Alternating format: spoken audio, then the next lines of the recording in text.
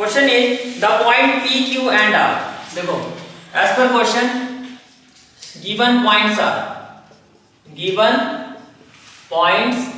First point क्या है P having coordinate 0,6 having coordinate 0,6 तीन बार समझ में आ रही है ठीक है। नेक्स्ट पॉइंट क्या है Q having coordinate -5,3 उसके बाद नेक्स्ट पॉइंट क्या है R having coordinates 3,1 are the vertices of a triangle. आपसे पूछा जा रहा है P Q R जो है किस ट्रायंगल के वर्टिसेस है, किस ट्रायंगल के वर्टिसेस है। तो पहले काम करते हैं ट्रायंगल बनाना।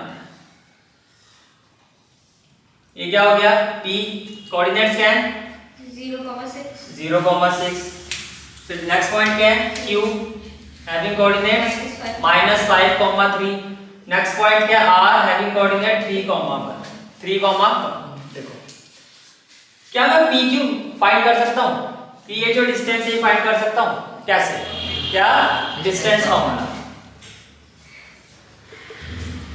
क्या होगा x2 - x1 -5 - 0 whole square y2 - y1 3 - 6 whole square. कोई डाउट है तो बताओ। -5 का स्क्वायर 25 तो ये हो गया आपका 25 और -3 का स्क्वायर 9 तो क्या नहीं सही दैट ये √34 आएगा जिसका स्क्वायर रूट नहीं होता तो ऐसे छोड़ देते हैं। ये समझ में आ गया। तो आपने क्या फाइंड कर दिया PQ कितना आ रहा है √34। अब आते हैं QR क्या फाइंड करते हैं QR पे देखो x2 - x1 3 + 5 सीधा लिखो समझ में आ रहा है क्या हो जाएगा 8 तो मैंने लिखा 8 स्क्वायर प्लस y2 - y1 1 - 3 -2 का स्क्वायर 64 + 4 √68 तो ये मेरा आ रहा है डिस्टेंस √68। यहां तक कोई डाउट क्लियर है यहाँ तक। अब हम फाइंड करते हैं PQ QR RP order wise क्या होगा RP। चलो जी RP पे आ जाओ।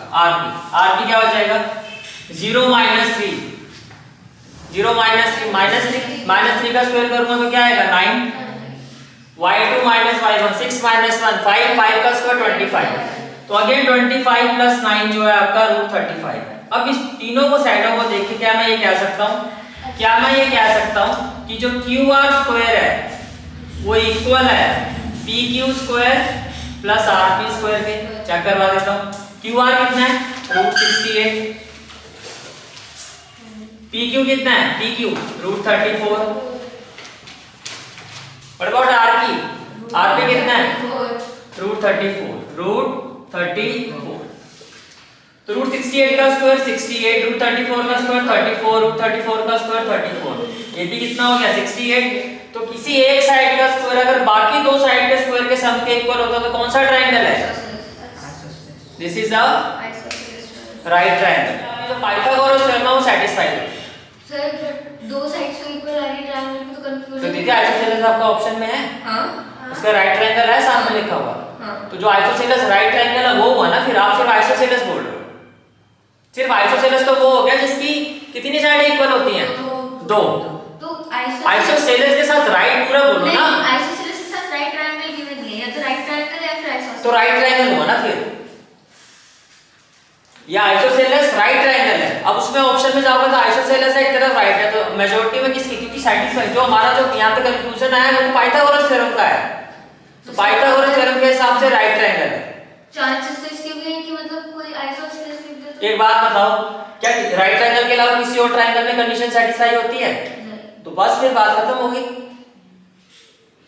राइट ट्रायंगल के अलावा किसी और ट्रायंगल में ये कंडीशन होती है नहीं होती ना। फिर आइसोसेलेस तो राइट ट्रायंगल भी होते हैं बाकी भी हो सकते हैं। सर बट ये क्वेश्चन तो उधर ही खत्म हो गया ना डिस्टेंस फॉर्मूला। कहां पे डिस्टेंस फॉर्मूला रूट वो तो दीदी आपने खत्म किया ना आपके हिसाब से खत्म हो गया। जब आपको राइट ट्रायंगल का ऑप्शन दिया वो तभी तो निकाला है इसको। जब ऑप्शन में राइट ट्रायंगल तभी तो निकाल के देखा आइसोसेलेस तो आ ही गया था। आपने ऑप्शन में नहीं देखा मैंने तो देख लिया ऑप्शन में कि वहां पे राइट ट्रायंगल भी गिवन है। आप इसीलिए तो दिया हुआ यही तो ट्रिकी है तभी तो ट्रिकी क्वेश्चन है। अब सैंपल पेपर और स्टैंडर्ड का करवाया थे सैंपल पेपर आपका तो इस लेवल के अब 1 मार्कर में कोई ऐसे मत सोचो कि बिल्कुल हलवा क्वेश्चन मिलेंगे। यही तो ट्रिक है। मेजॉरिटी ऑफ स्टूडेंट्स क्या करेंगे इस क्वेश्चन में दो साइड इक्वल है बात खत्म आइसोसेलेस चलो जी काम खत्म। नहीं काम खत्म नहीं हुआ आपको ये भी देखना कि दिया राइट ट्रायंगल भी दिया हुआ ऑप्शन में तो चेक करो पाइथागोरस थ्योरम सेटिस्फाइड हो रही है या नहीं हो रही है। समझ में आ रहा है। तो अगर आप ऑप्शन में देखो तो अगर इन 4 ऑप्शन में मैं जाऊंगा तो किस में जाऊंगा? वैसे तो ये आपका क्या हुआ फिर राइट ट्रायंगल। और ओवरऑल अगर आप सब्जेक्टिव क्वेश्चन होता तो ओवरऑल इसको क्या लिखोगे? Isosceles right. राइट ट्रायंगल में भी कौन सा राइट ट्रायंगल है? आइसोसेलेस। कितनी बात समझ में आ रही है? ठीक है। Next question is question number 7। Next question is the point which divide the line segment joining the point. आपको क्या कहा जा रहा है? एक पॉइंट जो एक लाइन सेगमेंट को इंटरनली डिवाइड कर रहा है। मान लेते हैं ये पॉइंट क्या है आपका P according to the question जिसके कोऑर्डिनेट क्या है 7, -6। इस पॉइंट को क्या ले लेते हैं Q according to the question जिसके कोऑर्डिनेट्स क्या है 3, 4। जो पॉइंट इसको डिवाइड कर रहा है वो इंटरनली डिवाइड कर रहा है। मान लेते हैं वो पॉइंट क्या है हमारा A और एज पर क्वेश्चन ये डिवाइड कर रहा है किस रेशियो में 1:2। अब आपको देखो क्या पूछा गया है, ये जो पॉइंट है ये वाला पॉइंट किस क्वाड्रेंट में होगा? ये वाला जो पॉइंट है वो किस क्वाड्रेंट में होगा? अब देखो ध्यान से।